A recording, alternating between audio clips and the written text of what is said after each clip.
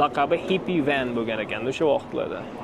一杯珍珠奶茶，这杯少糖，这里餐馆，我在这里喝上草，一杯加1元，一杯加椰果是打包带走的木炭奶盖，用红茶、沙发糖、蘸冰表，美的不要记错，还能。 Volkswagen Type E van T1 T2 Men o'zi ikki xil rang ishlab chiqarilgan ekan. Yashil rangi va mana shu jigarrang rangi ishlab chiqarilgan ekan. Ya o'zi bu mashinani masalan narx haqida birinchi ayting, bizda qiziqi eng narxi ekanda 40 mingdan 100 ming dollargacha ekan. Ana narxi birinchi mashinadan qimmatroq ekan. O'shanga hayron qoldim, lekin ko'rinishi ham juda oddiy bo'lgan ekanda.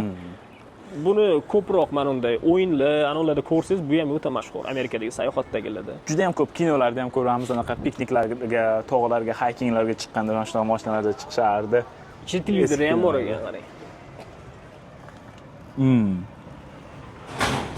Haqiqatan juda ham katta.